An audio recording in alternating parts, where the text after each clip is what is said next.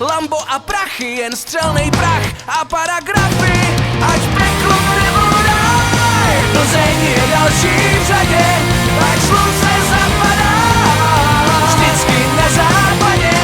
Ať peklo nebo ráj, celým krajem chorál zní, že slunce zapadá vždycky nad Plzní.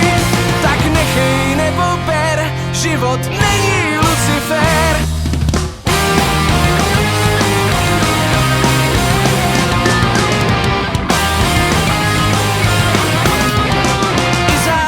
Má občas tak nějak dlouhou chvíli, ale díky Brožovskýmu se tam čaruje a střílí.